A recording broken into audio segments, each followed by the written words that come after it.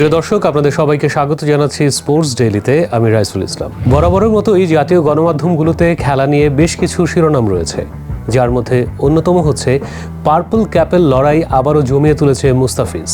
মুস্তাফিজই ছিল আইপিএলে পার্পল ক্যাপের অধিকারী, কিন্তু দুটি ম্যাচ পরপর খারাপ খেলায় বেশ খানিকটা পিছিয়ে পড়ে, কিন্তু সেই মুস্তাফিজ আবারও ফিরে এসেছেন ট্র্যাকে।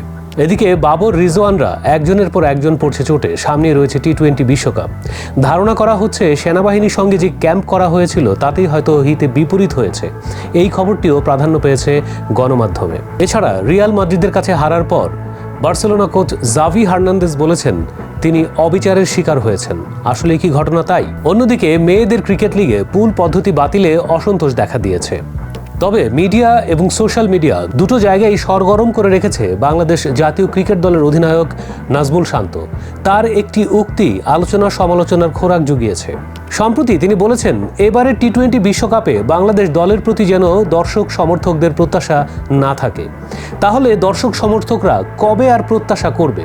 এটা নিয়ে চলছে বিস্তর আলোচনা সমালোচনা। তবে আমাদের আজকের pick of the day Ahsanullah. PCB অর্থাৎ পাকিস্তান ক্রিকেট টিমের এই খেলোয়াড়কে ভুল চিকিৎসা দেয়া হয়েছে, এরকম গুরুতর একটি অভিযোগ উঠেছে।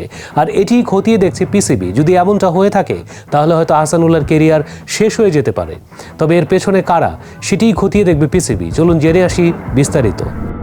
2023 সালে পাকিস্তানের হয়ে টি-20 ও ওয়ানডেতে অভিষেক হয় ইহসানুল্লাহর। সে বছরের এপ্রিলে নিউজিল্যান্ডের বিপক্ষে ওয়ানডে অভিষেকের ম্যাচে কনুইয়ে চোট পান। এরপর থেকেই প্রতিযোগিতামূলক ক্রিকেটের বাইরে এই 21 বছর বয়সী পিএসএল এ দারুণ পারফরমেন্সের পর জাতীয় দলে নেওয়া হয়েছিল ইহসানুল্লাহকে। তবে 5 ম্যাচেই থমকে আছে তার আন্তর্জাতিক ক্যারিয়ার।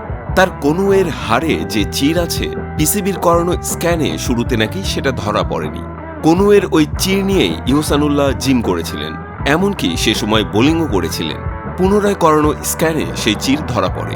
ইহসানুল্লাহর চোটের ব্যাপারে অবহেলা ও গাফিলতি ছিল, এমন অভিযোগ অবশ্য আগেই অস্বীকার করেছে পিসিবির মেডিকেল বিভাগের প্রধান ডক্টর সোহেল সেলিম। তিনি দাবি করেন, ইহসানুল্লাহর প্রাথমিক স্ক্যানে দেরি হলেও কোনো অব্যবস্থাপনা হয়নি।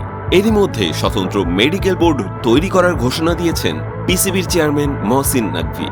আজ এক্সে নিজের অফিসিয়াল আইডি থেকে এক পোস্টে তিনি জানান, মেডিকেল বোর্ডের বিশেষজ্ঞ হিসেবে থাকবেন 3 চিকিৎসক। তিনি আরও জানান, ইহসানুল্লাহর উপযুক্ত চিকিৎসার জন্য ভবিষ্যতে কি করতে হবে সে ব্যাপারেও বোর্ড পরামর্শ দেবে। যুক্তরাষ্ট্রভিত্তিক একজন চিকিৎসকের মতে ইহসানুল্লাহর কাঁধেও চোট আছে। পিসিবি সেটিও খেয়াল করেনি, যেটিতে লাগতে পারে আরেকটি অস্ত্রোপচার। আর যদি এমনটাই হয় তাহলে টি-20 বিশ্বকাপের স্বপ্ন এখনই শেষ হয়ে যাবে পাকিস্তানের এই উদীয়মান তারকার।